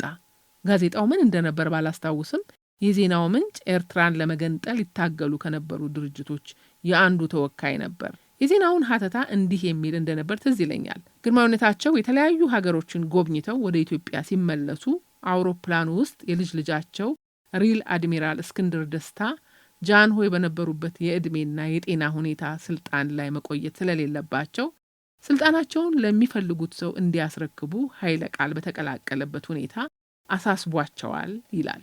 ጃንሆይም በዚያ ከልጅ ልጃቸው በድንገት በተሰነዘረው ሐሳብ ተበሳጭተው የደም ግፊታቸው ጨምሮ ስለነበር ወደ ሀገር ከመመለስ ይልቅ ለጥቂት ጊዜ ጄኔቭ ለእረፍት እንዲቆዩ እዚያው አውሮፕላኑ ላይ ተወሰነ። የጃንሆይ የመጀመሪያ ልጅ ልዕልት ተናኘ ወርቅም ልጃቸው ራል አድሚራል እስክንድርን ተቆጥተው ሁኔታው ሊረግብ ቻለ። ጋሽ ስምዖን ዜናውን አንብቦልኝ ሲጨርስ አውሮፕላኑ ውስጥ የሆነው እንዴት ያ የድርጅት አባል ሊያውቅ ቻለ በማለት ላነሳው ጥያቄ እንግዲህ ምስጢር የሚያቀብላቸው ሰው ቢኖር ነው በማለት መልሶልኝ እኔም ወደ ንባቤ ተመለስኩ፣ እርሱም ወደ ስራው ሄደ። በበኩሌ ዜናው መሰረት የለውም ብዬ ስላመንኩ ከአንድ ሁለት ሰዎች በቀር ለማንም አላጋራሁትም። ይሁንና ካልጋ ወራሹ ድንገተኛ ህመም ጋር አያይዤ ይበልጥ በነገሩ ለማሰብና ለማሰላሰል ተጨማሪ ምክንያት አገኘሁ። ሌላው በዚያው ዓመት ትኩረትን የሳበው ትልቅ ዜና የወሎና የትግራይ ረሃብ ጉዳይ ነበር። በተለይ እዚያው ወሎ የወይዘሮ ስህን ሁለተኛ ደረጃ ትምህርት ቤት ተማሪዎች ረሃቡን በማጋለጥና በመንግስት በኩል ተገቢው እርዳታ እንዲሰጥ በመጠየቅ ላይ ያሉ በተፈጠረ ግጭት የሰዎች ህይወት ማለፉ ይነገር ጀመር። ቆየት ብሎም ከአካባቢው የተለያዩ አሰቃቂ ፎቶዎች ወደ ዩኒቨርሲቲው ይመጡ ነበር። በጊዜው አካባቢው ድረስ ሄዶ ስለነበር ተጨባጭ ሁኔታ በቂ መረጃ በመሰብሰብ የሁኔታውን አስከፊነት በገሃድና በጉልህ የሚያሳዩ ፎቶግራፎችን አንስቶ የዩኒቨርሲቲ ተማሪዎች እንዲመለከቷቸው በማድረግ ግንባር ቀደሙን ሚና የተጫወቱት ፕሮፌሰር መስፍን ወልደማርያም ነበሩ። መቼም ነቢይ በሀገሩ አይከበርም እንዲሉ እንዳለመታደል ሆኖ ኢትዮጵያውያን ከአትሌቶቻችን ከጦረኞቻችንና ከአንዳንድ የሃይማኖት ሊቃውንቶቻችን በስተቀር የሀገር ተቆርቋሪ ጀግኖቻችን የማክበርና ተገቢ ስፍራ የመስጠት ባህልና ልምድ አላዳበርንም። ለዚህ ተገቢ ማሳያ መስሎ የሚታየኝ የተከሰተውን ድርቅ በማጋለጥ በኩል ፕሮፌሰር መስፍንና ወዳጆቻቸው ያደረጉት አስተዋጽኦ ተዘንግቶ ሂድን ሃንገር በሚል ስያሜ ዘጋቢ ፊልም የሰራው ጆናታን ዲምብልብል በዓለም አቀፍ ደረጃ ብቻ ሳይሆን በሀገር ውስጥም ጭምር መሞካሸቱ ነው። ፕሮፌሰር መስፍን የሥራ ባልደረቦቻቸውንና የትግል አጋሮቻቸውን በማስተባበር ዩኒቨርሲቲ ፋሚን ሪሊፍ ኦርጋናይዜሽን MFRO በሚል ስያሜ የረሃብ ማስታገሻ የእርዳታ ድርጅት አቋቁመው እርዳታ በማከፋፈልና እርዳታ በቀላሉ ለማድረስ የሚያስችል መንገድ በመዘርጋት አስተዋጽኦ አድርገዋል። ገጽ 400 ተማሪዎችም ለ2 ወራት ቁርሳቸውን ባለመብላት ለዚያ የሚወጣው ገንዘብ ለዚሁ ተግባር እንዲውል አድርገናል። እንደማስታውሰው በጊዜው የተማሪዎች ማህበር በመንግስት ታግዶ ስለነበር በሙሉ ፈቃደኛነት ትብብሩ የተገኘው ጥቂት በጎ ፈቃደኞች ባደረጉት ጥሪ ነበር። መንግስት ለችግረኞቹ ፈጥኖ ለመድረስ የሚጠበቅበትን ኃላፊነት ለመወጣት ተገቢውን ጥረት ሊያደርግ ቀርቶ በሀገር ውስጥም ሆነ በዓለም አቀፍ ደረጃ ሁኔታው እንዲታወቅ ፍላጎት የነበረው አይመስለኝም። ከዚያ ይልቅ የአፍሪካ አንድነት ድርጅት ምስረታ 10ኛ ዓመት በድምቀት እንዲከበር በርከት ያለ ገንዘብ ወጪ ከማድረግ ባለፈ የተቻለውን ሁሉ ጥረት ማድረጉ በስፋት ይወራ ነበር።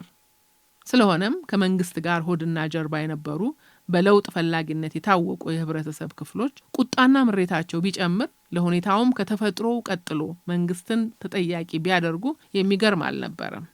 ይህም ሆኖ ግን የዩኒቨርሲቲው ተማሪዎች ባገኙት አጋጣሚ ሁሉ በችግሩ የተሰማቸውን ሐዘን ከመግለጽ ውጪ የትምህርቱን ፕሮግራም ለማደናቀፍ እንቅስቃሴ ሊያደርጉ የሚችሉበት ድርጅታዊ አቋም ላይ አልነበሩም። በዚህም ከኔ የበለጠ የተደሰተ የነበረ አይመስለኝም።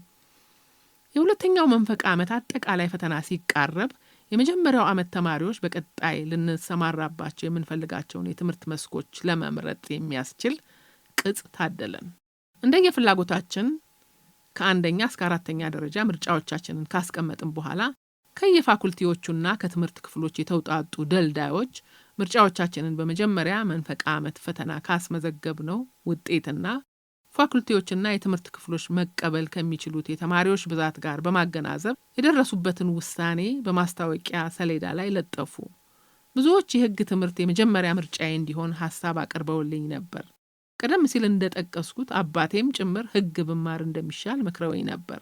እኔ ግን በተደጋጋሚ እንደገለጽኩት ዊንጌት የታሪክ መምህራችን ሚስተር ከለን አሳድሮብኝ በነበረው ከፍተኛ ስሜት ታሪክ ለመማር የወሰንኩት የሁለተኛ ደረጃ መልቀቂያ ፈተና ውጤቴን ካወቅኩበት ጊዜ ጀምሮ ነበር። ቀድሞውንም ቢሆን መምህርነት የሚጠይቀውን የሥራ ተነሳሽነትና የመንፈስ ዝግጁነት አቅሜ በተቻለ መጠን እንደማላጓድል እምነት ስለነበረኝ በሙያው መሰማራቱን እንደ የህይወት ጥሪ ለመቀበል አልተቸገርኩም። ዩኒቨርሲቲ ከገባሁ በኋላ እንደሰማሁት ደግሞ ትምህርት ፋክልቲ ገብተው በመምህርነት ሰልጥነው የሚመረቁ ተማሪዎች ስራ የመፈለግ ውጣ ውረድ ሳይኖርባቸው ቀጥታ ለስራ የሚመደቡ መሆናቸው መምህር ለመሆን ጠንካራ ተጨማሪ ምክንያት ሆነልኝ። የመጀመሪያ ምርጫዬ ማለትም አብይ ትምህርት ታሪክ፣ ንዑስ ትምህርት እንግሊዘኛ በደልዳዮች ተቀባይነት አግኝቶ ለአጠቃላይ ፈተና መዘጋጀቴን ቀጠልኩ። በፈተናው ወቅት አይነ ስውራን ስለነበሩብን ችግሮች ቀደም ሲል በሰፊው የዘረዘርኩ ስለሆነ ያንን ደግቤ ማንሳት ጥቅም ያለው አይመስለኝም። የሁለተኛው መንፈቅ ማጠቃለያ ፈተና ከበፊቱ ምንም የተለየ እንዳልነበር ብቻ ጠቅሶ ማለፉ በቂ ይመስለኛል። ገጽ 401 የፈተናውን ውጤት በተመለከተ ተመስገን እንኳንም ከፍቷል ከፋ የሚያሰኝ እንጂ እንደ መጀመሪያው መንፈቅ ዓመት የሚያስፈነድቅ አልነበረም። ከፍተኛ የነበረው አጠቃላይ ውጤት ጂፒኤ ጨርሶ ባልጠበቅኩት ሁኔታ አሽቆልቁሎ መውረዱን ለመገንዘብ ከማስቻሉ በቀር ለሰው ሊያዋዩት ቀርቶ ለራስም መልሶ ሲያነቡት ያንኑ ተዳፍኖ የቆየውን በራስ ያለመተማመን መንፈስ የሚቀሰቅስ ነበር። እንግዲህ የመጀመሪያው ዓመት የትምህርት ዘመን በእንደዚህ ያለ ሁኔታ ነበር የተጠናቀቀው። በ1965 ዓመተ ምህረት እንዳለፈው ዓመት ሁሉ ለመርሃውራን ተማሪዎች የቀድሞ ማህበር ጊዜ የሰጠሁት ነበር። በእርግጥ ፕሬዝዳንቱ በቀለ ኃይለ ሥላሴ የሶስተኛ ዓመት የህግ ተማሪ በመሆኑ እኔም ዩኒቨርሲቲ ስለገባሁ በማህበራችን የሥራ እንቅስቃሴ ላይ ለማተኮር በቂ ጊዜ አልነበረንም። ያም ሆኖ ኳየራችን ይሰጠው የነበረው አገልግሎት በተጠናከረ ሁኔታ መቀጠሉ አልቀረም። በአብያተ ክርስቲያናት እየተጋበዘን ከምንሰጠው አገልግሎት በተጨማሪ እስከ አቃቂ አድቬንቲስት ትምህርት ቤትና ናዝሬት ባይብል አካዳሚ ድረስ በመሄድና ለሰርግም አገልግሎት እስከ መስጠት ደርሰን ነበር። የኳየራችንን የሙዚቃ አቋም ይበልጥ ለማደራጀት በማሰብ ከኦርኬስትራ ኢትዮጵያ መስራችና ስራ አስኪያጅ ከአቶ ተስፋዬ ለማ ጋር በመነጋገር የተሟላ ባህላዊ የሙዚቃ ጓድ ለማቋቋምም ሞክረን ነበር። በዚህም ከበሮዎች፣ መሰንቆዎች፣ ክራሮችና ዋሽንቶች ገዝተን በመሳሪያዎቹ በመለማመድ 1-2 ቦታዎች በሚስተርና ሚስስ ጃክ አማካይነት ለተጋበዙ የውጭ ሀገር ዜጎች ባህላዊ የሙዚቃ ዝግጅትም አቀርበናል። ማህበራችን በይፋ የመንግስት እውቅና እንዲያገኝም መጠነኛ ጥረት ማድረጋችን ትዝ ይለኛል። የሁለተኛው መንፈቅ ዓመት የፈተና ውጤት ተጠቃሎ እኔም በትምህርት ፋኩልቲ አብይ ትምህርትን ታሪክ፣ ንዑስ ትምህርቴን እንግሊዘኛ አድርጌ ሁለተኛ ዓመት መግባቴን ካረጋገጥኩ በኋላ የክረምት የረፍት ጊዜን እንዴትና የት ማሳለፍ እንደምችል እቅድ ማውጣት ጀመርኩ። ዩኒቨርሲቲው በክረምት ለእረፍት ስለሚዘጋ ካፍቴሪያውም ለተማሪዎች አገልግሎት ስለማይሰጥ ውጪ መመገብ ነበረብኝ። ያ እንግዲህ አውለው የማያሳድሩት ራስ ምታት ነበር። ከበፊት ጀምሮ የቆየ ልምድ ይመስለኛል። መኝታ ቤቱን ስላልከለከሉን ማደሪያ አልተቸገርንም።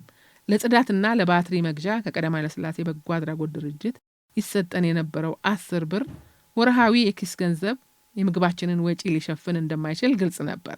በወቅቱ የታየኝ አማራጭ የረፍት ጊዜን ከቤተሰቦቼ ጋር ማሳለፍ ብቻ መሆኑን እያጠነጠንኩ እያለሁ የአዲስ አበባ መካነ ኢየሱስ ቤተክርስቲያን በድርቅ ለተጎዱ የእርዳታ ማሰባሰቢያ ኮንሰርት ለማዘጋጀት ማሰቧንና ኮንሰርቱም በከተማው የነበሩትን ኳየሮች የሚያካትት ስለነበር ጥሪው ለኛም ኳየር ቀረበ። የዝግጅቱ አስተባባሪ አቶ ታረቀኝ ማዴቦ እኔና በቀለን ሲያነጋግሩን ጊዜው የረፍት ወቅት በመሆኑ ወደ የቤተሰቦቻችን ሳንሄድ ኮንሰርቱን እስኪካሄድ እንድንቆይ ከተፈለገ ለምግባችን ገንዘብ እንደሚያስፈልገን ባሳሰብነው መሰረት በነፍስ ወከፍ 20 ብር ስለተፈቀደ ኮንሰርቱ እስከተካሄደበት እስከ ሐምሌ አጋማሽ ድረስ እዚያው ዩኒቨርሲቲ የምቆይበት ሁኔታ ተመቻቸ። በመሃሉ ጀነራል ዊንጌት በነበርኩበት ወቅት በፒያኖ ጨዋታዬ በቅርብ ያውቁኝና ያደንቁኝ ከነበሩ ተማሪዎች አንዱ ሙሉጌታ ገሰሰ አንድ ከሰዓት በኋላ መኝታ ቤቴ ድረስ መጥቶ ከጓደኞቹ ጋር አንድ ባንድ እያቋቋሙ መሆናቸውንና እኔም በኦርጋን ተጫዋችነት ብቀላቀላቸው ደስተኛ መሆኑን ገለጸልኝ። ገጽ 402 ሙሉጌታ ከፍተኛ የሙዚቃ ፍቅር እንደነበረው አውቅ ስለነበር አልፎ አልፎም እኔ በፒያኖ እሱ በጊታር አብረን እንጫወት ስለነበር ጥሪውን በደስታ ተቀበልኩት። ይሁንና እነ ሙሉጌታ ዳሎል በሚል ስያሜ ላቋቋሙት ባንድ የሙዚቃ መሳሪያ ስላልነበራቸው ቀጨኔ አካባቢ ወደ ውስጥ ገባ ብሎ በነበረ ጫካ ቤት ተከራይተው The Jungle Boys በሚል መጠሪያ ከሚሰሩ ጓደኞቻቸው መሳሪያ መዋስ ነበረባቸው። በዚያ ጊዜ ባንድ ለማቋቋም አነስተኛው መመዘኛ ሊድና ቤዝ ኤሌክትሪክ ጊታር፣ ዘመናዊ ከበሮ፣ ኦርጋንና አምፕሊፋየር ነበር።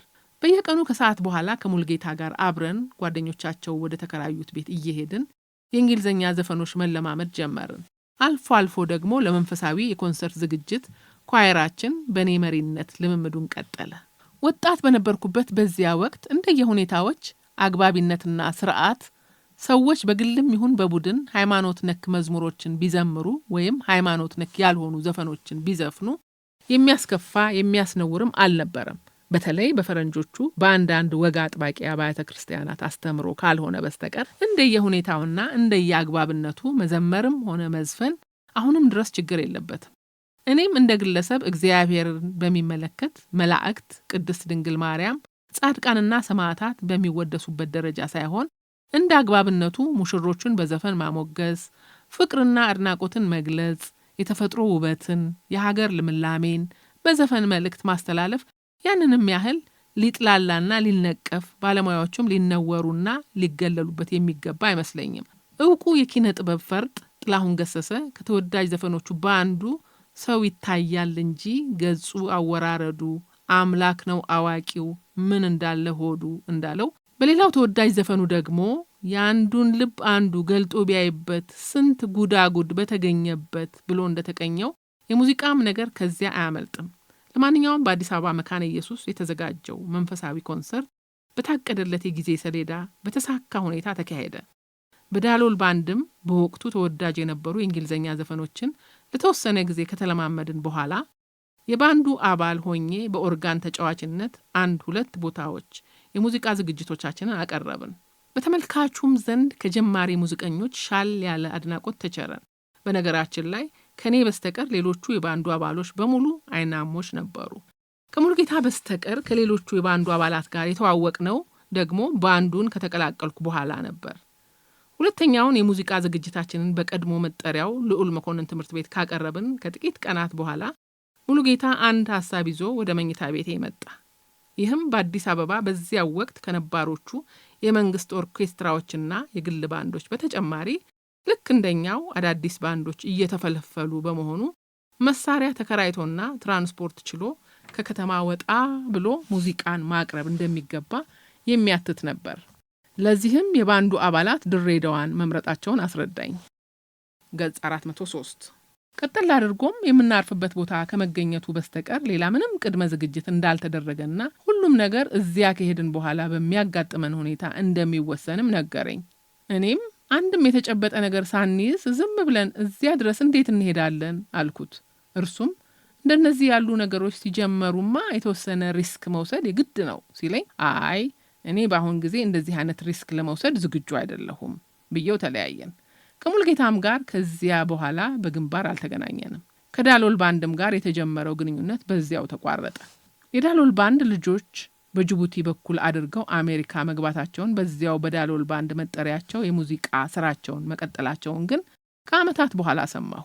ለአጭር ጊዜም ቢሆን በዳሎል ባንድ አባልነቴ የቆየሁበትን ኋላም ራሴን ከባንዱ ለማግለል የደረስኩበትን ውሳኔ አልፎ አልፎ መለስ ብዬ ስቃኘው ከልጅነቴ ጀምሮ አይዞህ በርታ ከጎንህ ነኝ እያለች ከአንዱ ወደ ሌላው የህይወት ምዕራፍ ያሸጋገረችኝን ሙዚቃ በድጋሚ ገሸሽ ማድረጌ ይሆን እያልኩ ማሰቤና ማሰላሰሌ አልቀረም። ኮንሰርቱ ከተጠናቀቀ የዳሎል ባንድ የአጭር ጊዜ አባልነቴም ከተቋጨ በኋላ ዩኒቨርሲቲ የመቆየት አስፈላጊነቱ አልታየኝም። የገንዘብ አቅሜም የሚያወላዳ አልነበረም። ብቸኛ አማራጩ ቤተሰቦቼ ጋር መክረምን ነበርና ወደዚያው ወደ አቃቂ አቀናሁ። ሁልጊዜም ቤተሰቦቼ ጋር ስደርስ ያጋጥመኝ ከነበረው የኑሮ ደረጃቸው መሻሻል በተጨማሪ ለእኔ ያሳዩኝ የነበረው ፍቅርና አክብሮት ያደርጉልኝም የነበረው እንክብካቤ እጅግ በጣም የሚያስገርመኝ ነበር። ያንንም ያልኩት ከልጅነት እስከ እውቀት አዳሪ ትምህርት ቤት እንደማደጌ ጠቃሚ ባህላዊና ማህበራዊ እሴቶችን ለማዳበር ቤተሰብ ስለሚያበረክተው ከፍተኛ አስተዋጽኦ የነበረኝ ግንዛቤ እጅግ በጣም አነስተኛ ስለነበር ሊሆን ይችላል። ያኔ ቤተሰቦቼ ጋር የሄድኩት ከ2 ዓመት በኋላ ሲሆን ደስታዬና ግርምቱ ቢጨምር እንጂ አልቀነሰም። መኖሪያ ቤቱ ተስፋፍቶ ጠበቀኝ። 2 ወንድሞቼ የየራሳቸው ንግድ ስራ አደራጅተው አባቴና ታላቅ እህቴ ከምንጊዜውም በበለጠ ኑሯቸውን አደላድለው አገኘሁ። 2 ታናናሽ እህቶቼ በጥሩ ሁኔታ እያደጉ ከገጠር የሚመጡ የቅርብና የሩቅ ዘመዶቻችን በቂ ማረፊያ እያገኙ ማየቴም ለእኔ ትልቅ ሐሴት ነበር። ቤተሰቦቼ እኔን አልፎ አልፎ እንደሚመጣ እንግዳ ሳይሆን ሁልጊዜም አብሯቸው እንዳለ የቤተሰብ አባል ከልብ በመነጨ ፍቅር ሲንከባከቡኝ ሳይም እንዴት ያለ መታደል ነው ማለት ጀመርኩ። ዩኒቨርሲቲ ከገባሁ በኋላ አልፎ አልፎ ወደ ቡና ቤቶች ጎራ ማለት የጀመርኩ ቢሆንም ከሁለቱም ወንድሞቼ ጋር ለመጀመሪያ ጊዜ ቡና ቤት የሄድኩት በዚያው የክረምት የእረፍት ጊዜ ነበር። በዚያው ምሽት በስራ አጋጣሚ ከወንድሞቼ ጋር ትቀራረብ የነበረች ልጅ ለልጇ ልደት ጠርታቸው ስለነበር እዚያም አብረን ሄደን አመሸን። መቼም አንባቢያን ምን አይነቱ ገሪባ ነው እንዳትሉኝ እንጂ ከኢየሱስ ክርስቶስና ከግርማዊ ቀዳማዊ ኃይለ ሥላሴ ልደት በስተቀር የማንንም ልደት አክብሬ ሲከበርም ሰምቼ አላውቅም ነበርና ሁኔታው አስገረመኝ። ገጽ 404 በዚያ ዩኒቨርሲቲ በገባሁበት የመጀመሪያው ዓመት ዓለም አቀፍ ሁኔታዎች ከቀደሙት ዓመታት እምብዛም ለውጥ አልነበራቸውም። በሀገር ውስጥ ከግርማዊነታቸው ግለ ታሪክ መጽሐፍ ለገበያ መቅረብና ከልዑል አልጋ ወራሹ በድንገተኛ ህመም ለሕክምና ወደ ውጭ ሀገር መሄድ በተጨማሪ የሰው መነጋገሪያ የነበረው 5ኛው የህዝብ እንደራሴዎች ምርጫ ነበር። ይህ ምርጫ በተለይ በወጣቶች ወንዶች ክርስቲያናዊ ማህበር አዳራሽ እጩዎች ራሳቸውን ያስተዋወቁበትና ዝነኛው የፖሊስ ኦርኬስትራም እንደራሴዎቻችንን እንምረጥ የሚል ስራውን ያቀረበበት መሆኑ ትኩረትን እንዲስብ አድርጎት ነበር። ከዚህ በተጨማሪም በተወዳጁ ጋዜጠኛ አሳምነው ገብረወልድ ጎርናና ድምጽ ተቀመጥ በወንበሬ ተናገር በከንፈሬ በሚል መግቢያ የሚተላለፈው ማስታወቂያም ስሜትን የሚቆነጥጥ ነበር። ለዚህም ሳይሆን አይቀርም በ1965 የዓመቱ የመጨረሻ ቀን አሳምነው ገብረወልድ በድንገተኛ አደጋ ማለፉ በሬዲዮ ሲነገር ከፍተኛ ሐዘን የተሰማኝ። የብርቅየውን ጋዜጠኛ ዜና እረፍት ሌላው ዕውቅ ጋዜጠኛ ሰለሞን በቀለ በእንባ ሲቃ ታጅቦ ያቀረበው ሲሆን እኔም ያለሁበት ሁኔታ አለመመቸቱ እንጂ የእንባ ዘለላዎች ሰልፍ እንደያዙ ታውቆኝ ነበር። የሞት ነገር ከተነሳ ካሳምነው ህልፈተ ህይወት ጥቂት ቀናት ቀደም ብሎ አንድ የዩኒቨርሲቲ መምህር አቃቂ ድረስ በግል መኪናው መጥቶ ካቆመ በኋላ በባቡር ሀዲድ ላይ በመተኛት በሚያልፍ ባቡር መደፍጠቱ እንደ ጉድ ሲወራ መክረሙ ትዝ ይለኛል። ወደ ዩኒቨርሲቲ ለመመለስ ጥቂት ቀናት ሲቀሩኝ እንዲህ ያለ ዘግናኝ ዜና በመስማቴ የሰው ልጅ ምን ያህል ቢከፋውና ቢቸግረው ለእንዲህ ያለ ዘግናኝ አደጋ ራሱን ይዳርጋል በማለት ብዙ ለማሰላሰል እንደሞከርኩ አስታውሳለሁ። በዚህም ሰዎች በዕጣ ፈንታቸው ላይ እንደዚህ ያለ ድንገተኛ ውሳኔ ላይ የሚያሳልፉት መኖርን በመፍራት ነው ወይስ ሞትን ለመጋፈጥ በመድፈር በሚል ከራሴ ጋር ሳወራ የሁለተኛ ዓመት ትምህርቴን ለመጀመር ወደ ዩኒቨርሲቲ የምመለስበት ቀን ደረሰ። ትምህርት ከመጀመሩ ከጥቂት ቀናት በፊት የተደለደልንባቸው የትምህርት መስኮችና የስም ዝርዝር ከማስታወቂያ ሰሌዳው ላይ ሳስነብብ ጀነራል ዊንጌት አብረን እንማር የነበረ የአንድ ተማሪ ስም አገኘሁ። አይ አብሬው የተማርኩት የማውቀው መኖሩ ደግ ነው ብዬ ትንሽ ተንፈስ አልኩ። አብረን እንማር በነበረበት በዚያን ወቅት በቅርብ እንተዋወቅ ስለነበር አንድ ላይ ማጥናትና መረዳዳት ባንችል አልፎ አልፎ መጠያየቃችን እንደማይቀር እምነት ነበረኝ። በዩኒቨርሲቲ ቆይታችን አልፎ አልፎ መጠያየቃችን ቀርቶ አንድም ቀን የእግዜር ሰላምታ አልተለዋወጥንም። ሌሎችም እንዲሁ በቅርብ የሚያውቁኝ ስማቸው ሲጠራ ድምጻቸውንም እየሰማሁ ዝም ብለውኝ ሲያልፉ እንዴት ሊሆን ይችላል? ችግሩ ከኔ ይሆን? በማለት ለተወሰነ ጊዜ ራሴን ማስጨነቅ ጀምሬ ነበር። እንደ እውነቱ ከሆነ ለምን ሰላም አላሉኝም? ለምን አላናገሩኝም? በሚል ያንንም ያህል ሚዛን በማይደፋ ነገር በጊዜው ራሴን ማስጨነቄ ሳያንስ ከስንት ዘመን በኋላ ደግሞ ያንኑ ጉዳይ ፋይዳ እንዳለው ቁም ነገር ማስታወሴ ቢያስገርመኝም ለምን እንደሆነ ባልገባኝ ምክንያት ከዚያ ከዊንጌት ጓደኛዬ ጋር አብረን መማራችን እንደ መልካም አጋጣሚ ማሰቤና ያሰብኩትና የጠበቅኩት ባለመሆኑ ስሜቴ በጣም ተጎድቶ ነበር። ክፋቱ ደግሞ ያንን ለሰው ማዋየት ራስን ማስገመት ይሆናል ብዬ በማመን እንዲሁ ውስጡን መብሰልሰል ሆነ ትርፉ። ገጽ 405 እንደዚህ አይነቱ ዝባዝንኬ ክስተትና ትውስታው በየትና እንዴት ሾልኮ እንደገና እንደሚመጣ እንጃለት እንጂ ዋናው ቁም ነገር ትምህርቱ ነውና ወደዚያው ልመለስ። ቀደም ብዬ እንደጠቀስኩት የመጀመሪያ ምርጫዬ ተቀባይነት በማግኘቱ በትምህርት ፋኩልቲው ስለተደለደለ ታሪክን በአብይ ትምህርትነት የመረጥነው 58 ነበር። ትምህርት ከጀመርን ከጥቂት ጊዜ በኋላ የቀድሞ ጓደኛዬ ዕቁበ ጊዜ ዮሐንስ ታሪክን እንደ አብይ ትምህርት ለመውሰድ ፈልጎ ሳይሆን ሌላ ምርጫ ስላልነበረው ተቀላቀለን። እርሱ በፖለቲካል ሳይንስ ዲፕሎማውን አግኝቶ ለዲግሪ መቀጠል ቢፈልግም የጀመረው የትምህርት መስክ ከፓብሊክ አድሚኒስትሬሽን ጋር ስለተዋሃደ ታሪክ ለመማር ተገደደ። ባልታሰበ አጋጣሚ ከቀድሞ ጓደኛዬ ጋር አብረን ለመማር የምንችልበት ሁኔታ መፈጠሩንም እንደ መልካም ዕድል ቆጠርኩት። ከተለያየን ከ5 ዓመት በላይ ቢሆንም በሰበታ መርሃውራንና በሙልጌታ ገድሌ በነበረን ጓደኝነት አዳብረነው የነበረው ቃላት ሳይለዋወጡ በሐሳብ የመግባባት ተሞክሮ እንደዚያው እንደ በፊቱ ስለነበር በግል የምንሰራውን በግል በጋራ መስራት የነበረብንን በጋራ ለመከወን አልተቸገርንም። ከትምህርቱም ባሻገር በማህበራዊ ግንኙነት በብዙ ጉዳዮች ሐሳባችን ተቀራራቢ በመሆኑ በተለይ እኔ ብቸኛነት እንዳይሰማኝ የመንፈስ ጥንካሬ ያገኘሁ መስሎ ይሰማኝ ነበር። በእንደዚያ በተለያየርንባቸው 5 ዓመታት እርሱ በአስመራ ቆይታው ይዞት የመጣው የፖለቲካ እምነት በፊት አብረን በነበርንበት ጊዜ እናራምደው ከነበረው የተለየ ሆኖ የጋራ አቋም ለመያዝ ባያስችለንም መወያየት በነበረብን ጉዳይ ከመወያየት የሐሳብ ልዩነታቸውንም በልዩነት አክብረን በጓደኝነት ከመቀጠል አላገደንም። በአብይ ትምህርት አንድ ብንሆንም እኔ በንዑስ ትምህርትነት የወሰድኩት እንግሊዘኛ ሲሆን የእርሱ ጣሊያንኛ ነበር። ለዚያ ዓመት የተመደቡልንን የትምህርት አይነቶች በመንፈቅ ዓመቱ የተከፋፈሉ ሳይሆኑ ዓመቱን ሙሉ የምንዘልቅባቸው ነበሩ። እነርሱም ጥንታዊው የኢትዮጵያ ታሪክ እስከ 1270 በዶክተር ስርገው ሀብለ ስላሴ መምህርነት፣ የአፍሪካ ታሪክ በግርድፉ በዶክተር ሪቻርድ ፓልክና የሜዲተራኒያን ዓለም ታሪክ በሚስተር ዴቪድ ቻፕል ነበሩ። የዶክተር ስርገውና የዶክተር ፓልክ የትምህርት አሰጣጥ የንግግር አይነት ሌክቸር በመሆኑ ማስታወሻ ለመያዝ ስለሚያስቸግር በቴፕ ቀርጸን ማስታወሻ የመውሰዱ አማራጭ የተሻለ ሆኖ አገኘ ነው።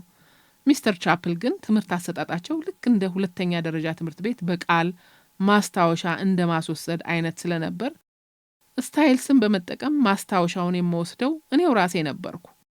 በሁሉም የትምህርት አይነቶች ለየመንፈቅ ዓመቱ የጥናት ወረቀቶች፣ የአጋማሽና አጠቃላይ ፈተናዎች መሟላት ነበረባቸው። የወረቀቶቹ ይዘትም ሆነ ቅርጽ መምህራኑ በሚያወጧቸው መስፈርቶች የሚወሰን ሲሆን በርዕስ ምርጫ ረገድ የአንዳንዶቹ ጠበቅ የሌሎቹ ለቀቅ ማለቱ ያው የመምህራኑ ውሳኔ ነበር። ፈተናዎቹ በአጫጭር ማስታወሻ ሾርት ኖትስ የሚመስሉና በድርሰት ቀመስ ማብራሪያ ኤሴ ታይፕ መልስ የሚሰጥባቸው ጥያቄዎች ነበሩ። በንዑስ ትምህርትነት የመረጥኩት የእንግሊዝኛ ቋንቋ እንደመሆኑ በመጀመሪያው መንፈቅ ዓመት የተመደቡልኝ የትምህርት አይነቶች ለቋንቋ ጥናቶች መግቢያ ኢንትሮዳክሽን ቱ ላንጉጅ ስተዲስ እና የውርድ ወይም ስድ ንባብ መግቢያ ኢንትሮዳክሽን ቱ ፕሮስ ነበሩ። መምህራኑም ፕሮፌሰርን አነንና አቶ አስፋው መላኩ ናቸው። ገጽ 406። መቼም የትምህርት ደረጃ ከፍ እያለ ሲሄድ ተግዳሮቶቹም እንዲሁ እየጨመሩና እየተወሳሰቡ መሄዳቸው የታወቀ ነው። በየትኛውም የትምህርት ደረጃ በክፍል ከሚሰጠው ትምህርት በተጨማሪ በንባብ የመዳበሩ አስፈላጊነት ባይካድም በተለይ በከፍተኛ ትምህርት ንባብ ተጨማሪ ወይም ማዳበሪያ ሳይሆን ዋናው የመማሪያ መሳሪያ መሆኑ ሳይታለም የተፈታ ነው። መምህራን በሚያስተምሯቸው የትምህርት መስኮች መነበብ አለባቸው ብለው የሚጠቁሟቸውን መጽሐፍትና መጣጥፎች እንደ ልብ ለማንበብ አለመቻል ምን ያህል እንደሚያጎድል ለመገመትም አስቸጋሪ አይመስለኝም። በዚህ ሕይወት በጨረፍታ ትውስታዬ ከመጀመሪያ በአጽንኦት እንዳተኮርኩበት በብሬል ማንበብና መጻፍ እጅግ በጣም ዝግጅቼ ስለቻልኩ ሳይሆን አይቀርም ማንበብ ለኔ ጌጤና ብርቄ ሰው ለመሆኔ የብቃት ማረጋገጫዬ ነበር። ያም ሆኖ ታዲያ ያገኘሁትን ነገር ለማንበብ የምንሰፈሰፈው ለትምህርቴ ያግዘኛል ብዬ ሳይሆን የጎደለብኝን ነገር ይሞላልኛል በሚል ስሜት ነበር። እንዲያውም በዩኒቨርሲቲው የመጀመሪያው ዓመት እስከጨረስኩበት ጊዜ ድረስ የግል ማስታወሻዎቼንና አልፎ አልፎ መምህራን በልዩ ትዕዛዝ እንድናነብ ከሚያስገድዱን መጽሐፍትና መጣጥፎች ውጪ ማንበብ ለኔ የመዝናኛና የጠቅላላ ዕውቀት ማግኛ መሳሪያ ነበር። ዩኒቨርሲቲ ሁለተኛ ዓመት እንደገባሁ ነገሮች በቀድሞ ሁኔታ እንደማይቀጥሉ ግልጽ እየሆነ መጣ። በመረጥኩት የትምህርት መስክ ለተንደረደርኩበት የህይወት ጉዞዬም ውጤታማ ለመሆን ከክፍል ውስጥ ትምህርት ይልቅ ንባብ የላቀውን ድርሻ እንደሚወስድ ሳልወድ በግድ ከመቀበል በቀር ሌላ አማራጭ አልነበረኝም። ዳሩ ምን ያደርጋል፣ አማራጩን ተቀብሎ ተግባራዊ ለማድረግ የሚጠይቀውን ተግዳሮት ለመጋፈጥ በነበረኝ ዝቅተኛ ስነልቦናዊ አቅምና ጥርስ አልባ የመንፈስ ቁርጠኛነት ምንም ነገር ሳላደርግ ቀናት ወደ ሳምንታት፣ ሳምንታት ወደ ወራት ተሸጋገሩ።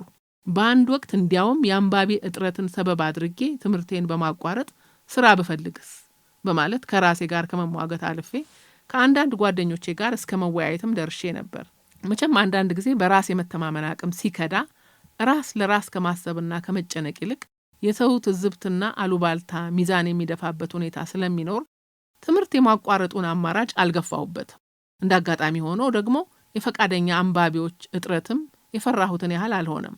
በአብይና ንዑስ የትምህርት መስኮች በሁለተኛ ዓመት የመጀመሪያው መንፈቅ ዓመት ከተመደቡልን የትምህርት አይነቶች በተጨማሪ ለማስተማር ሙያ አስፈላጊነቱ የታመነበት ሌላ የትምህርት አይነት መውሰድ ግዴታ ነበር። በተለይ ለዚያ መንፈቅ ዓመት የተመደበው የትምህርት መርጃ ለማዘጋጀት እንዲያስችል ሆኖ ስዕሎች፣ ምስሎች፣ ቅርጻ ቅርጾች፣ ንድፎችና የመሳሰሉ ግብአቶችን ያካተተ ነበር። ለዚያ ደግሞ መቼም ማየት ግድ መሆኑ ከጥያቄ ውስጥ የሚገባ አልነበረም። ስለሆነም በመጀመሪያ ዓመት ሁለተኛ መንፈቅ ዓመት ከጂኦግራፊ ትምህርት ጋር በተያያዘ ተስፋዬን አጨልሞት የነበረው አስደንጋጭ ሁኔታ ደግሞ ሊፈታተነኝ ተመልሶ መምጣቱ ይሆን በማለት ከፍተኛ ስጋት ውስጥ ገብቼ ነበር። ደግነቱ የዚያ ኢንስትራክሽናል ሚዲያ የሚል ስያሜ የተሰጠው የትምህርት አይነት መምህር አቶ አምባዬ ገብረ ኢየሱስ ገና ሲያዩኝ አይነ ስውር ሊወስደው የሚችለው የትምህርት አይነት አለመሆኑን በትህትና ስላስረዳኝ የጂኦግራፊ ትምህርቴን እንዳቋረጥኩ በተገደድኩበት ወቅት እንዳለፍኩበት ሁኔታ ቅስሜ አልተሰበረም። ገጽ 407 የፋኩልቲውን ዲን አቶ አያሌው ቀኖ እና ምክትላቸው አቶ ኃይለማርያም ማርቆስ ችግሩን ተገንዝበው አይነ ስውርነቴ ሳይገድበኝ ለወስዳቸው የሚችላቸውን የትምህርት አይነቶች በቀላሉ እንደሚያመቻቹልኝ ገልጸው አረጋጉኝ። በተፈጠረው ሁኔታ በምንም አይነት ተስፋ እንዳልቆርጥ ይልቁንም በያዝኳቸው የትምህርት አይነቶች ጠንክሬ እንድሰራ አበረታቱኝ። ቀደም ሲል የጠቀስኳቸው የግል ባህሪያቴ ባስከተሉብኝ ድክመቶች በጊዜና በእድሌ በአግባቡ አልተጠቀምኩም እንጂ ሁለተኛ ዓመት በነበርኩበት ወቅት የፈቃደኛ አንባቢዎች እጥረት ጨርሶ አላጋጠመኝም። በእርግጥ በጣም ተማምኜባቸው የነበርኩት ጓደኞቼ የጠበቅኳቸውንና የፈለግኳቸውን ያህል ተደራሽ ሊሆኑልኝ አልቻሉም። በዊንጌትና በዩኒቨርሲቲ የመጀመሪያ ዓመት ቆይታዬ የልቤን ያደርስልኝ የነበረው የልብ ወዳጄና የቅርብ ጓደኛዬ ዩኒቨርሲቲ ከገባ በኋላ እንደ ልብ ላገኘው አልቻሉ። ያ በእንዲያ እያለ ታዲያ ባልታሰበ ሁኔታና ካልታሰበ አቅጣጫ ፈቃደኛ አንባቢዎች ማግኘት የቻልኩበት አጋጣሚ ተፈጠረ። በተለያዩ የሁለተኛ ደረጃ ትምህርት ቤቶች ከመማር